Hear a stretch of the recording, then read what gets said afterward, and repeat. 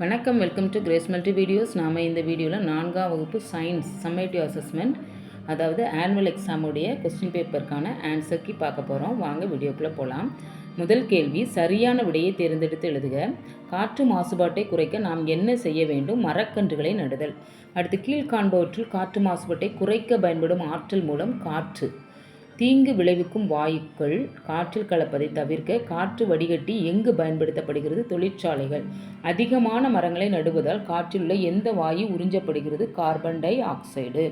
காற்று மாசுபாட்டை குறைக்க மோட்டார் வாகனங்களில் செய்யப்படும் பரிசோதனை புகை உமிழ்வு சோதனை. அடுத்து, காற்று மாசுபாட்டிற்கு முக்கிய காரணம் வாகனங்களிலிருந்து வெளியேற்றப்படும் புகை. புவி வெப்பமயமாதலால் பனிப்பாறைகள் உருகுகிறது. நினைவு சின்னங்களை அமிலமலை சேதப்படுத்துகிறது. புற ஊதா கதிர்களினால் மனிதர்களுக்கு தோல் புற்றுநோய் ஏற்படுகிறது. திட அல்லது திரவ துகள்கள் காற்றில் சிதறும்போது ஏரோசால் உருவாகும். அடுத்து பாருங்க, பொறுத்துக. யானை, தும்பிக்கை, புலி, கோடுகள், ஒட்டகம், அகலமான கால்பாதம், துருவக்கரடி, தடிமனான உரோமம், மீன், செவுள்கள். அடுத்து, விலங்குகளின் குழு நடத்தையின் அடிப்படையில் வேறுபட்டதை வட்டமிடுக. சிங்கம், புலி, துருவக்கரடி, இதில் சிங்கம் மட்டும் கூட்டமாக வாழ்பவை. தேனி, புலி, எறும்புல புலி தனித்து வாழ்வது. அடுத்து, யானை, பாம்பு, காட்டெருமை. யானையும் காட்டெருமை கூட்டமாக வாழும், பாம்பு மட்டும் தனித்து வாழ்வது. தேனி, பறவை, நாய். நாய் தனிப்பட்டது. ஆடு, சிங்கம், துருவக்கரடி. ஆடும் சிங்கமும் கூட்டமாக வாழ்பவை, துருவக்கரடி தனித்து வாழும். இப்போ சரி அல்லது தவறு. காசநோய் என்பது சுவாச நோய் ஆகும். சரி. மாசு கலந்த காற்றை சுவாசிக்கும் போது வயிற்றுப்போக்கு ஏற்படும். தவறு. காற்று மாசுபாட்டினால் மனிதர்களுக்கு நரம்பு மண்டலம் பாதிப்பு ஏற்படும். சரி. மாசு கலந்த காற்றினால் கண்கள் பாதிக்கப்படுவதில்லை. தவறு. மாசடைந்த காற்றை சுவாசிப்பதால் காசநோய் பாதிப்பு அதிகரிக்கிறது. சரி. இப்போ கழிவு மேலாண்மையில் 2வது படிநிலை கழிவுகளை சேகரித்தல் மற்றும் எடுத்துச் செல்லுதல். காய்கறி கழிவுகளை நீ எந்த வண்ண குப்பை தொட்டியில் போடுவாய்? பச்சை வண்ண குப்பை தொட்டி. தேவைப்படாத ஒரு பொருளை எவ்வாறு அழைக்கிறோம்? கழிவு.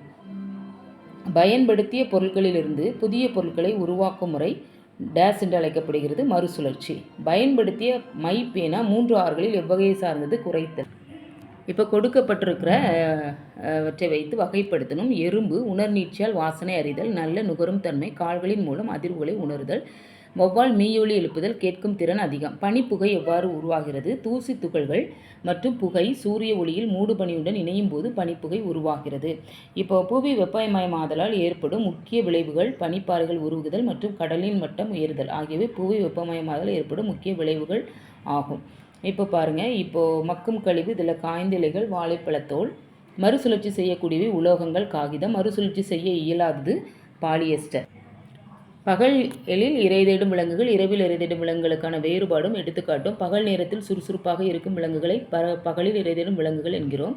இரவு நேரத்தில் சுறுசுறுப்பாக இருக்கும் விலங்குகள் இரவில் இரை தேடும் விலங்குகள் ஆகும். பகலில் இரை தேடுவதற்கு எடுத்துக்காட்டு குதிரை, ஒட்டகம். இரவில் ஆந்தை, எலி.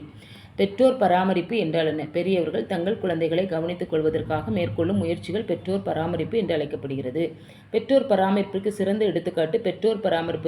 எடுத்துக்காட்டு கங்காரு ஆகும். ஏனெனில் பெண் கங்காரு தனது குட்டியை வயிற்றுப்பையில் சுமந்து செல்கிறது. காற்றின் முக்கியத்துவம் குறித்து எழுதுக. காற்று வீசுவதால் பருவமழை பொழிகிறது. விதைகளை பரப்புவதற்கு காற்று உதவுகிறது.